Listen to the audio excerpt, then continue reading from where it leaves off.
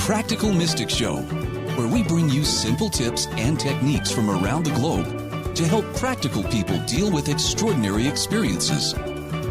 And now, your favorite scientist, shaman, and sacred clown, and also the show's host, Janine Bolon. Hi, and welcome to this week's episode of the Practical Mystic Show. I'm Janine Bolon.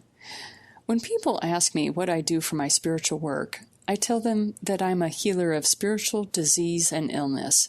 I leave the physical healing to physicians and the mental and emotional healing to therapists who have had the necessary years of training for such work. My work is in the quantum world, the world of space-time matrices and the creation of our thoughts, in short, the metaphysical realms. The metaphysical frequencies are all about comfort levels. You are not forced to do anything. You are not forced to become anything. You are not forced into any activity, form, or situation. You are invited, encouraged, and acknowledged. The metaphysical realms are an incredible place to be. I see why so many people who are mystics, psychics, mediums, and shamans find it difficult to come back to a workaday world that is crowded out by details, needs, agendas, appointments, and concrete structure, when the world they go to for their healing work is the world of the soul, which is light, love, and acceptance. I've spent most of my time helping other mystics adjust to the 3D world, rather than the world they know to be true in their hearts. The challenging aspect of being a mystic, psychic, shaman, or spiritual healer is that you can do so much good in this life and help so many people with their lives, but when it comes to understanding your own life, you must get help. This has been a huge joke with me and other mystics about the ignorance we have about ourselves despite having so much knowledge that can assist others. There is a Nickelback song called Savin' Me that has an excellent video regarding this conundrum. In it, a man pushes a woman away from an accident seconds before she would have been crushed to death. After he saves her life, he starts to see numbers above everyone's head, and these numbers are counting down. He realizes what he's witnessing is the amount of time each person has left before they die. As soon as he grasps this concept, he quickly walks over to a mirrored surface to see how much time he has left. Alas, he can't see his own timeline. He can just see everyone else's. Such is the nature of many of the spiritual gifts that psychics and mediums and shamans themselves possess. We all have questions we want answered and dreams and desires we want to experience. As we go about living on this planet, we learn how to manifest our dreams, expand our awareness, and increase our impact along the way. There are two things in our lives that are certain. At some point, we will pay taxes and we will die. Or so the old joke tells us, right? Being comfortable with death is something that's been part of me in my whole life. It's been an understanding or a perspective that has managed to get me into a lot of trouble, but it has also been my greatest strength. Because of the nature of my mother's occupation as a nurse and my father's military service, death is something that was frequently discussed, planned for, and joked about. It wasn't taboo to talk about, and unlike some of the other families and cultures that we were affiliated with. Because of my openness toward this subject, people often ask me questions that they wouldn't even ask in their own families. The most common one is, do you think they are okay after they've just lost a loved one or a friend or a coworker to death? It's a valid concern. We are taught when we're young about God, spirits, ghosts, and scary things that go bump in the night. It's a natural and important to learn more whatever way we can. In the case of understanding death, help can be tricky to find. Our friends that are Christians, they will likely try to help the loved one by stating, look, they're with God now. They're out of pain. They're in a better place. These are well-meaning statements, but they might exacerbate the pain as you search about for some sort of contentment and peace regarding your loved one. After my mom died, God and I had a serious talk. I did the yelling, screaming, demanding, and pounding my fist, and he sat in silence, listening to my young adult cries and responding with an eloquent and beautiful nada. Zip. Nothing. I sought answers to life's deeper questions, and I wanted to know about them ASAP. Here were my questions I demanded of God. Why are humans here on earth? Why do we have life and death? Why is there so much suffering in this world? Why can't we just all get along? And why is my heart hurting more now than it ever has, now that my mom is dead? And why is she with you? To my young mind, life just didn't make sense. And if there was one thing I had been taught, it was that God makes sense. That is, if you could get that big guy to break his silence and talk to you. At the age of 22, I set myself on a path to learn about this craziness we call life. After spending 25 plus years meditating in 3 different religions and taking umpteen classes on spiritual discipline while spending hours and hours in meditation postures, God finally did break his silence with me. And when that happened in 2010, I had such an intense love showered over me, and it erupted from within me, that I have built a life focused on teaching others how to gain their own version of the enlightenment experience. Enlightenment is a target I recommend others walk toward. That's the real challenge of this life path. Once you achieve the ability to talk to God and have God respond to you, you're living an indescribable joy alongside the challenge of knowing that you can't give this experience to anyone. Every soul must walk their own path back to Source or Creator.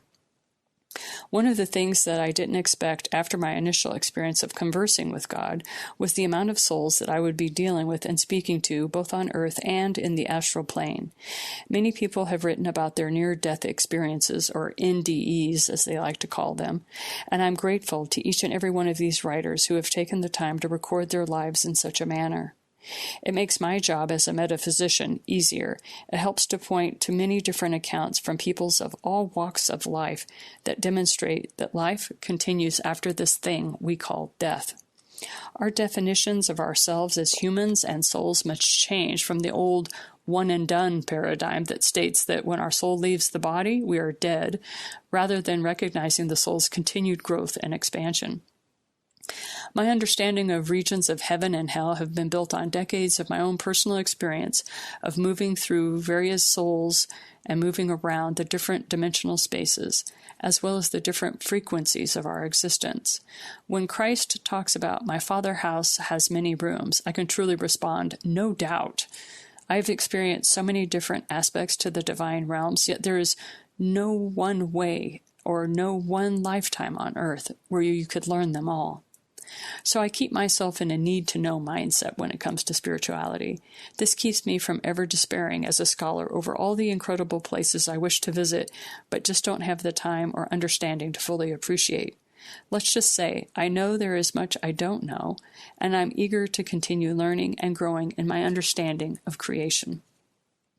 But let's come back down to earth for a moment. When I have a client come to me asking me how to find out about a departed loved one, my first question is, how long have they been gone? The response helps determine for shamans, mediums, psychics, and mystics the accessibility of the soul due to the recovery process that occurs after our thing we call death. It's really a transition of understanding. Each soul is unique and requires different types of recovery. In my experience, a soul often takes 3 full Earth days to recover from the transitional death experience to come fully awake in the metaphysical world on the astral plane. Now, there are exceptions to this. We have ascended masters, and some of the Native Americans I've worked with come awake almost instantly after death. I can communicate with them quite readily because of their knowledge of the metaphysical spaces and the speed of their transition. However, 3 days seems to be a common starting point for communication with many of my clients and their loved ones that have passed on. It was through these experiences regarding death, the transition of the soul to certain frequencies, and the soul's ability to create a customized heaven or hell that led Source to answer one of my biggest philosophical challenges. This experience would change my understanding of what it meant to be a soul. I had seated myself to meditate one night in 2011, and it took longer than usual to calm my nerves and my mind after a rather engaging day of taking care of children, unpacking boxes from my recent move to Columbus, Ohio, and the details of setting up a home in a new city. With all the recent changes going on in my head, I had to do an inordinate amount of my breathing techniques to clear all the thoughts that kept trying to intrude on my time with my Source. After 20 minutes of working on calming myself, I was about to stand back up and just go to bed when I was riveted to my chair by energy. My entire body stiffened, and I was propelled spiritually into a frequency of thought that I had never been in before. Spiritually, I took note of where I was. It was a space that allowed three-dimensionality in thinking, but there was a wall that was a sort of barrier between frequencies. I was supposed to wait on this side of the undulating fabric-like wall. Daddy, as I like to sometimes call Source or God, pushed his face through the barrier just enough for me to see an image so that I could focus on him. He then told me he had a surprise for me, and I had one that I had always wanted to know where souls came from, and he told me he was about ready to show me the creation process of souls now. As my soul stood waiting in the metaphysical space for what was to come next, another being appeared around me. This was Archangel Metatron. He stood facing me about 4 feet away. As he waited, a bulge appeared in the barrier, and the shape of a sphere pinched itself off from the barrier and floated between us, right between our feet. I was reminded of the way Golgi bodies, tiny spheres that are created from the material inside our body cells. This process of creation looked very similar. As Archangel Metatron and I continued to observe this creation, Daddy, or the Divine Source, downloaded into my head that this was the process of souls coming from higher dimensional realms, and that this was their first experience of being individualized or away from Source. These spheres were total and complete joy. Their excitement at being given an opportunity to be a part of this experience of our universe was a play to them, and they couldn't wait to get started. They were extremely childlike in their trust and joy. They were adventurous, and they had a curiosity that couldn't be sated. They were spheres of energy and light, and they were ready to see what was next, as they formed a conga line of spheres that were bobbing along between Archangel Metatron's feet and mine. We put our hands out in blessing to each sphere, welcoming them and letting them know that there would be guides and resources and individuals there to support them through their travels. It was almost like they were tourists on a trip, and they couldn't wait to get started on the ultimate grand adventure tour that we humans call life. It is hard to describe the sheer joy that each of these souls emanated. Their excitement at being given an opportunity to expand and form into whatever beings they wanted to become had them vibrating so strongly that Archangel Metatron and myself had to frequently remind them to slow their frequencies down, or they would pop right back into all that is, or source energy.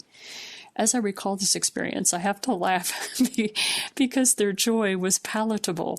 Literally, they were little bubbles of laughter. The line of spheres or souls that was coming into this realm stretched for a long distance. It's hard to comprehend the vastness of the number of souls. Each sphere was irrepressible as it expressed joy and the desires for what it wanted to do first. As I watched this line bend down into the different realms, I observed guides and beings from all over the universe come to help these souls transition into the various experiences that they wanted to have. I returned to my own body rather suddenly. Night had fallen hours ago, and I was looking at the full moon shining through my bedroom window. It would take me a few minutes to get my mind and body to work together again. This often occurred after spirit travel to the higher frequencies. When I thought to move a finger, it would take 3 or 4 seconds for it to happen. There is so much difference in the speed of understanding and knowing on the causal planes versus on the earthly plane of existence. As I continued to slow my own expectations and harmonize into being a human, more importantly being a woman on planet Earth with a family, a home, and a purpose, I absorbed what I had just participated in. Wow! I had gotten to see the beginning of souls moving into this realm. I was watching a new generation of beings arriving into our universe to experience all that it had to offer. I was beginning to understand why there are so many children of this new generation that have difficulty moving within our society as it is. No wonder they have trouble sitting still. No wonder they have trouble just listening to people. The slowness of speech was excruciating for them. These souls could process data so quickly that to keep them from getting bored, they needed to listen to music while playing a game on their computer, while a TV would be blaring in the background. They literally wanted to experience as much as possible as soon as possible, in the least amount of space as possible. I began to giggle as I thought of the number of parents I had heard accuse their children of living in their own bubble and telling their children, "That's not how this world works." My understanding of these children that I have come to be remembered upon would soon attract many of them into my teaching and shamanistic practice. So that is an experience and a wonderful understanding that I share with you today so that you too can see the different realms of experience in your own meditations, in your own shamanistic journeyings. Thank you so much for spending your time with me today, and I look forward to talking and sharing with you again on The Practical Mystic Show. This is Janine Bolon. This has been The Practical Mystic Show with Janine Bolon. For show notes, resources, and more, visit the8gates.com. Thanks for listening.